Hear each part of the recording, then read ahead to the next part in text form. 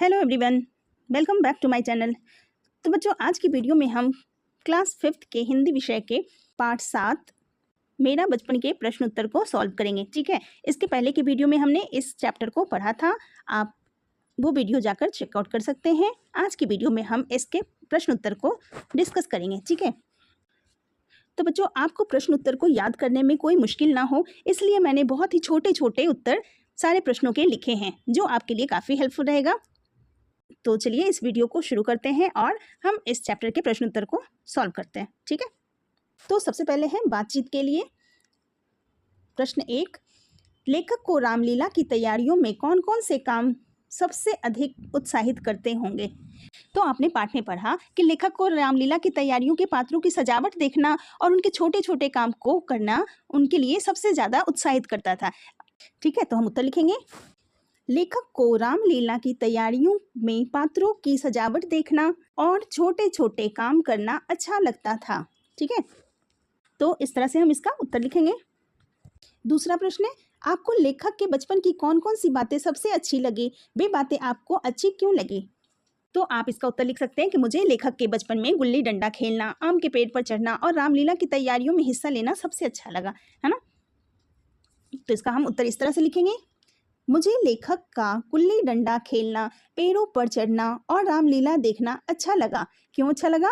क्योंकि ये सब काफ़ी रोमांचक और मज़ेदार थे। ठीक है, अगला प्रश्न है, खेलते समय चोट ना लगे इसके लिए आप क्या क्या कर सकते हैं? तो इसका उत्तर हम लिखेंगे, चोट से बचने के लिए हमें खेल के नियमों का पालन करना चाहिए और सुरक्षित जगह पर सावधानी से खेलना चाहिए। अगला प्रश्न है, लेखक के पिता और घर के अन्य सदस्य चौके में बैठे बैठे क्या क्या बातें करते होंगे?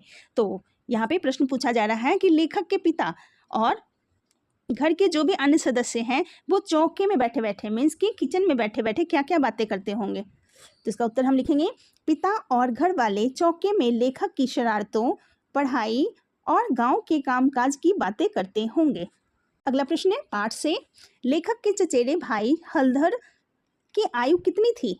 तो चूंकि लेखक की आयु 8 साल की थी और हलधर जो थे वो उनसे 2 साल बड़े थे, तो हम उत्तर लिखेंगे हलधर की आयु 10 साल थी। ठीक है, अगला प्रश्न है, लेखक ने अपने घर वालों के क्रोध का कारण क्या बताया है?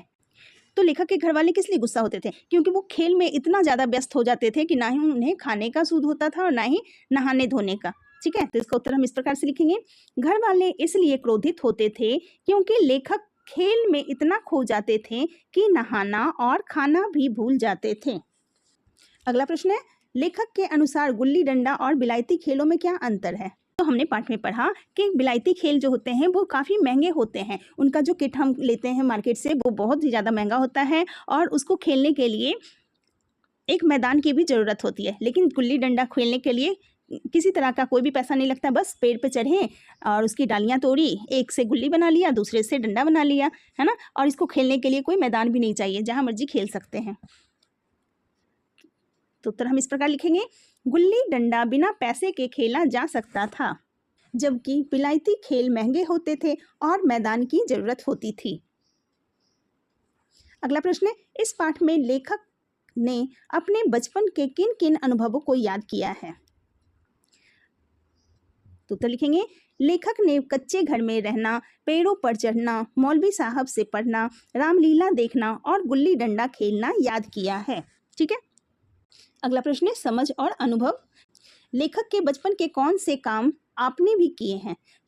तो जो भी काम लेखक अपने बचपन में करते थे, जैसे कि पेड़ों पे चढ़ना, गुल्ली डंडा खेलना या फिर मेले में घूमना, रामलीला देखने जाना, तो ये सारी चीज़ें तो आप भी क्या करते होंगे, है ना।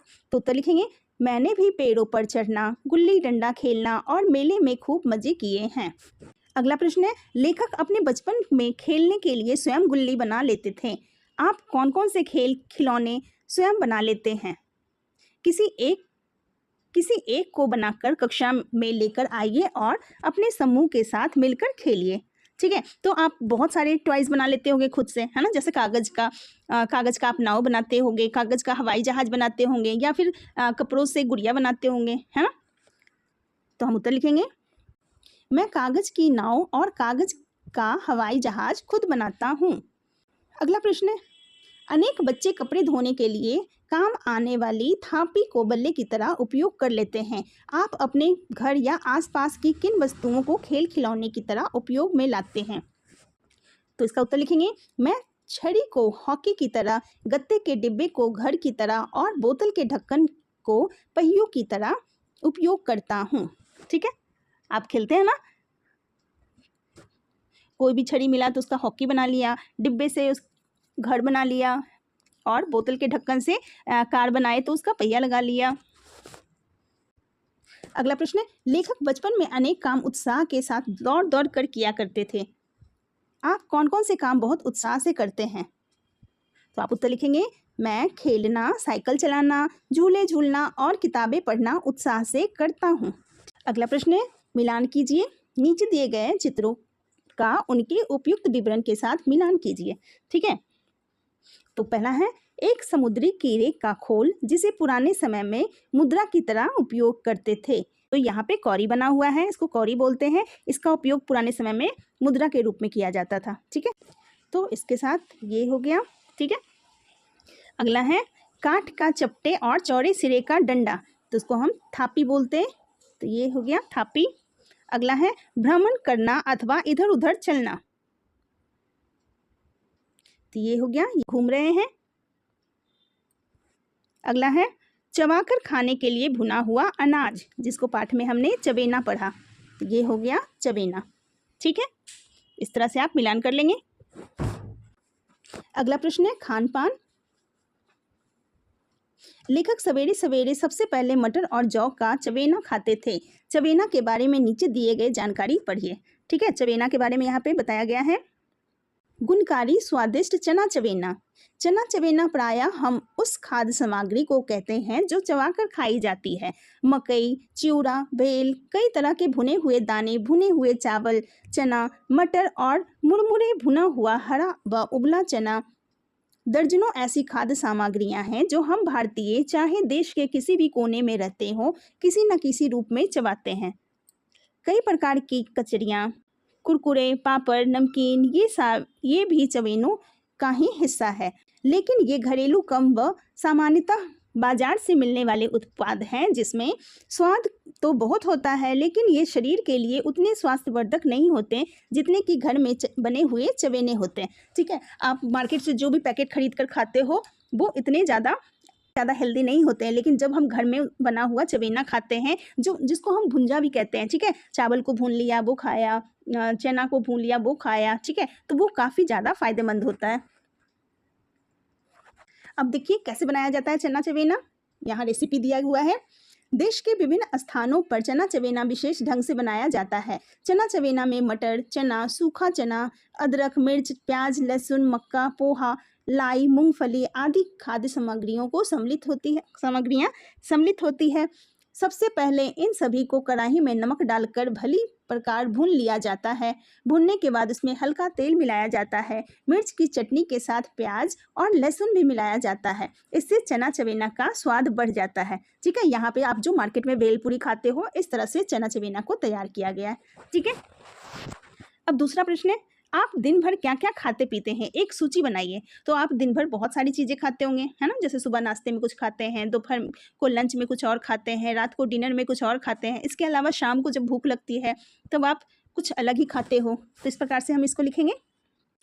तो आप क्या क्या चीज़ें खाते हैं, सूखे मेवे खाते हैं, फल सब्जियाँ खाते हैं, दूध पीते हैं, दाल चपाती खाते हैं, सलाद खाते हैं, नींबू पानी पीते हैं, सूप पीते हैं, चटनी, इडली और चटनी खाते हैं और दही खाते हैं। ठीक है, रोटी, सब्जी, चावल जो भी आप खाते हैं आप यहाँ पे लिख सकते हैं। ठीक है, अगला प्रश्न है, आइए जाने। मैं दोपहर से ही वहाँ जा बैठता। दोपहर शब्द बना है पहर से।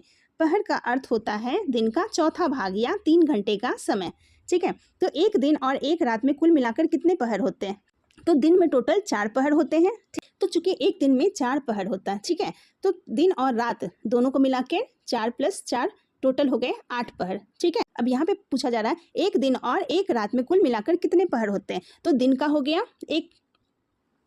गया 4 पहर और रात का हो गया 4 पहर, तो ये हो गया टोटल 8 पहर। ठीक है, आप इसको इस तरह से भी कर सकते हैं, एक दिन में 24 घंटे होते हैं तो 24 / 3 घंटे का एक पहर होता है, 3 तो ये हो जाएगा 8। ठीक है, एक दिन और एक रात में हो गए 8 पहर। तो इस तरह से हम निकालेंगे।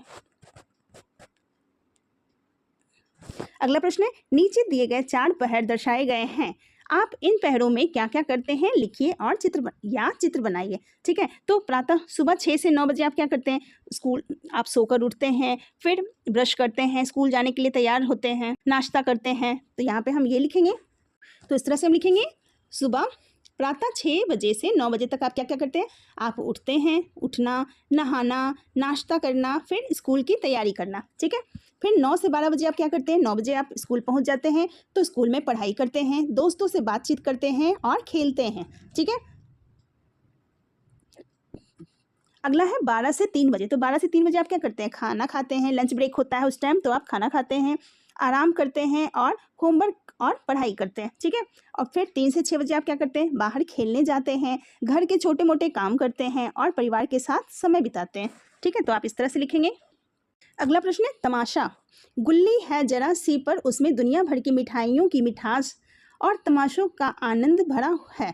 तमाशा का अर्थ है वह दृश्य जिसे देखने से मनोरंजन हो, है ना, जिसको देखने से आपको इंटरटेनमेंट होता है, उसे तमाशा बोलते हैं। कि जैसे आजकल इंटरटेन होने के लिए आप क्या करते हो, आप मोबाइल देखते हो, टीवी देखते हो, है ना, लेकिन पहले लोग मेला देखते थे, नौटंकी देखते थे। इस तरह से नीचे दिए गए नामों को पढ़िए, इनमें से कौन कौन से तमाशे आपने देखा हुआ है, उन पर घेरा लगाइए। ठीक है, तो यहाँ पे कुछ तमाशा दिया गया है। ये देखिए, यहाँ है कठपुतली का खेल, तो आपने ये देखा होगा कठपुतली का खेल, तो यहाँ आपने घेरा लगा देना है। नाटक, आपके स्कूल में जब भी कोई फंक्शन होता है तो वहाँ पे नाटक किया जाता है, तो आपने नाटक भी देखा होगा। बाइस्कोप, ये काफ़ी पुरानी चीज़ें हैं, तो ये आपने नहीं देखी होगी। करतब भी शायद इस तरह के करतब आपने नहीं देखे होंगे, तो इसको हम ऐसे ही रहने देंगे। ठीक है, अगला है रामलीला। इस तरह के प्रश्न पेपरों में नहीं पूछे जाते हैं, इसलिए हम इसको स्किप कर देते हैं। अगला प्रश्न है, भाषा की बात। विलायती खेलों में सबसे बड़ा ऐब है कि वह उनके सामान महंगे होते हैं।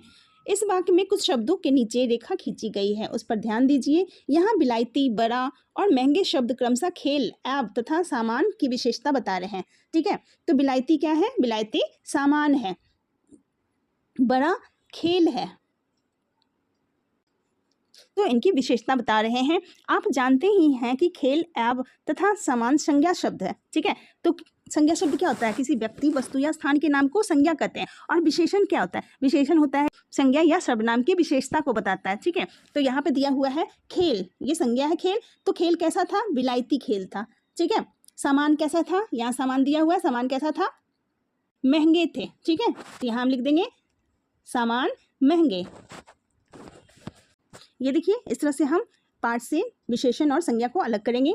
विलायती खेल, टूटा घर, सारी बातें, चचेरा भाई, 8 साल, छोटे मोटे काम। ठीक है, तो ये हो गया संज्ञा, और ये इधर हो गया संज्ञा की विशेषता बता रहा है, तो ये विशेषण हो गया। ठीक है, अगला है प्राथमिक चिकित्सा पेटी। ठीक है, जिसको हम फर्स्ट एड बॉक्स कहते हैं। ठीक है, तो यहाँ पे लिखा हुआ है कि कावेरी को कबड्डी खेलते हुए चोट लग जाती है, उसके मित्र नीलोफर सभी से प्राथमिक चिकित्सा पेटी, फर्स्ट एड बॉक्स मांगती है, लेकिन वह किसी के पास नहीं थी। कावेरी को डॉक्टर के पास ले जाने के बाद नीलोफर सभी को प्राथमिक चिकित्सा पेटी दिखाती है और उसमें रखी वस्तुओं तथा दवाइयों के बारे में बताती है। अब आप प्राथमिक चिकित्सा पेटी में रखी गई उन वस्तुओं और दवाइयों की सूची बनाइए जिसके बारे में नीलोफर ने सभी को बताया होगा। तो आपने देखा होगा कि फर्स्ट एड बॉक्स में क्या क्या चीज़ें होती है, बैंडेड होता है, एंटीसेप्टिक क्रीम होता है, पट्टी होता है, कपास मीन्स की कॉटन होता है, और पेन किलर होता है जिसे दर्द निवारक बोलते हैं, डेटॉल होता है, थर्मामीटर होता है, कैंची होता है और बर्नॉल रखे जाते हैं। ठीक है, तो ये सारी चीज़ें फर्स्ट एड बॉक्स में होते हैं। अगला प्रश्न है आपके खेल। ऐसे अनेक खेल आप सभी खेलते होंगे जिसमें कई विशेष महंगे सामान की आवश्यकता नहीं पड़ती, बल्कि जिनकी आवश्यकता पड़ती है उन्हें वह स्वयं ही बना लेते हैं। ऐसे ही कुछ खेलों के चित्र यहाँ दिए गए हैं, रेखा खींचकर सही नामों से मिलान कीजिए। ठीक है, तो कई ऐसे खेल होते हैं जिनको हम बिना पैसे लगा खेल सकते हैं, है ना, जैसे पकड़म पकड़ाई हो गया, या फिर हो गया हाइड एंड सीक हो गया। इस तरह के खेल हम खेल सकते बिना पैसे खर्च किए हुए। तो यहाँ पे कुछ खेल दिए गए हैं, उनके नाम के साथ आपने मिलान करना है। ठीक है, तो पहला खेल है कबड्डी। तो ये देखिए, ये कबड्डी खेल रहे हैं, यहाँ से मिला देंगे। दूसरा खेल है इकरी दुकरी, तो ये देखिए इकड़ी दुकड़ी ये खेल रहे हैं। तीसरा है लट्टू, ये देखिए ये 2 बच्चे लट्टू नचा रहे हैं। चौथा खेल है पतंग, ये पतंग उड़ा रहे हैं। ठीक है, ये सारे गेम आपके फेवरेट भी है ना। चलिए आगे चलते हैं। दूसरा प्रश्न है, उन आनंदमयी खेलों की एक सूची बनाइए जो आप अपने दिव्यांग मित्रों के साथ खेल सकते हैं। तो आपने उन खेलों की सूची बनानी है जो आपके दोस्त दिव्यांग हैं, जो चल फिर नहीं सकते हैं, उनके साथ ये खेल आप आसानी से खेल सकते हैं, उनकी लिस्ट बनाने। आप इस कार्य में मित्रों, शिक्षकों एवं अपने अभिभावकों की सहायता ले सकते हैं। ठीक है, तो आप कौन कौन से गेम हैं जो बैठकर खेल सकते हैं? तो आप लूडो खेल सकते हैं, कैरम खेल सकते हैं, चेस खेल सकते हैं, है ना। तो इसका उत्तर हम लिखेंगे दिव्यांग मित्रों के साथ शतरंज, कैरम, लूडो, पहेलियां और गाने कहानियां खेले जा सकते हैं। अगला प्रश्न है, पुस्तकालय से अपने पुस्तकालय में जाकर प्रेमचंद की लिखी कहानियां पढ़िए और कक्षा में उनके बारे में चर्चा कीजिए। तो आपने लाइब्रेरी जाना है और वहाँ पे जाकर आपने प्रेमचंद की कहानियां पढ़नी है। ठीक है, अगला है, इन्हें भी जानिए।